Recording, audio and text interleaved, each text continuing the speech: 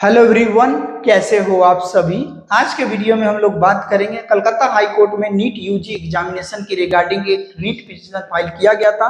उसी की सुनवाई करते हुए कलकत्ता हाई कोर्ट ने कई बड़े फैसले सुनाए हैं दोस्तों, जो आप सभी 25 लाख बच्चों के लिए चेहरे पर मुस्कान लाने वाली है। तो इस वीडियो को पूरा देखिएगा। ठीक है दोस्तों, चैनल पर नए हैं तो चैनल को जरूर सब्सक्राइब कर लीजिए ताकि सारी अपडेट आपको टाइम टू टाइम मिलती रहे। दोस्तों, आप लोग स्क्रीन पर देख पा रहे हो कलकत्ता हाई कोर्ट में रीट पिटीशन फाइल की गई थी।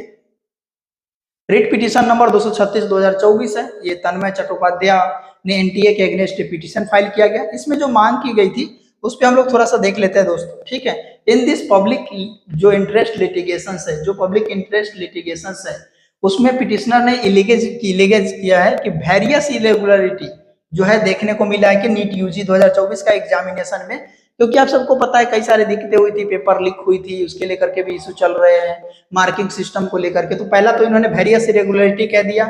दूसरा, अकॉर्डिंग टू द पिटिशनर जो 717 और 18 718 और 719 मार्क्स कैसे दे दिया गया, इस पे भी इन्होंने पिटिशन में ये मांग की है। तो पिटिशन में जज साहब ने जवाब में ये कहा कि इट अपियर्स दैट एनटीए जो है, नेशनल टेस्टिंग एजेंसी जो है, वो जस्टिफाई किया है ये जो मार्किंग सिस्टम जो है वो बेस्ड ऑन जजमेंट जो सुप्रीम कोर्ट में जो रिट पिटीशन फाइल किया गया था 2018 में, 600 नंबर केस नंबर 600 2018, अक्षत अग्रवाल और यूनियन ऑफ इंडिया का जो केस था, उसके बिहाफ पर इन्होंने ग्रेस मार्क्स दिया है। टाइम के जो लैप्स होने की वजह से उन्होंने ग्रेस मार्क्स दिया है। उसमें कितना मार्क्स, 20 मार्क्स के आसपास दिया है शायद।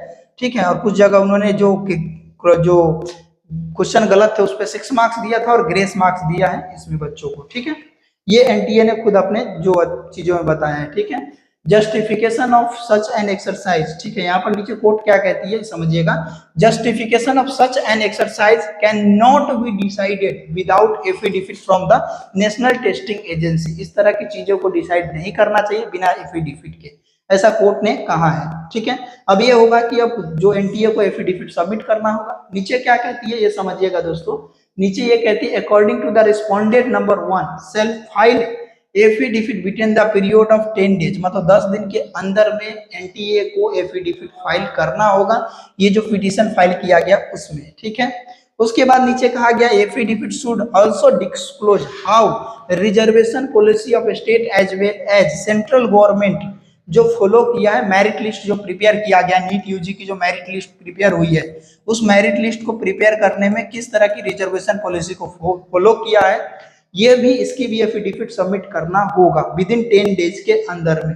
ठीक है दोस्तों, तो सुनवाई 6 तारीख को हुई है, तो 10 दिन यानी 16 तारीख के अंदर में इनको एफिडेविट सबमिट करना होगा। ठीक है, अब इस केस को लिस्ट किस दिन किया गया देखिए, list this matter after 2 week under the same heading before the regular bench, मतलब कि इसी हेडिंग पर जो है 2 वीक के बाद इस केस की सुनवाई होगी रेगुलर बेंच में। ठीक है, अब इसमें जो ऑर्डर जो दिया है, जो बच्चों को खुश करने वाला जो ऑर्डर है समझिएगा, national testing agency shall preserve the record pertaining to NEET UG examination until further order of this court. जब तक इस कोर्ट का कोई ऑर्डर नहीं आता तब तक इस जो रिजल्ट को सुरक्षित रखना है, प्रिजर्व करके रखना है, इसको आगे फॉरवर्ड नहीं करना है। ठीक है, तो यानी कि अब आगे जो नीट रिजल्ट के बाद जो भी प्रोसेस होती है उसको स्टॉप कर दिया गया, स्टे लगा दिया गया है। ठीक है, अब इन्होंने जो कोर्ट ने जो काउंसलिंग के रिगार्डिंग जो बात कही है ये बहुत इंपॉर्टेंट है, यहाँ पर समझिएगा। The outcome of the counselling process shall abide by the result of writ petition, मतलब कि जो काउंसलिंग की जो प्रोसेस है वो इस कोर्ट पिटीशन के रिजल्ट के आने के बाद ही शुरू होगा। ये एक बहुत बड़ी बात है, यानी कि अब काउंसलिंग प्रोसेस भी लेट से होगी। इतने बवाल के बीच कई सारे पॉलिटिकल लीडर भी इसमें इन्वॉल्व हो रहे हैं। कोर्ट का ये फैसला बकाई सराहनीय है दोस्तों। अब इससे क्या होगा, काउंसलिंग प्रोसेस डिले होगी, लेकिन जो इंसाफ है, जो 25 लाख बच्चों की मेहनत का जो फल है उसको ऐसे ही जाया नहीं दिया जा सकता। ठीक है, किसी बच्चे और किसी परिवार के फ्यूचर को ऐसे ही जाया नहीं दिया जा सकता।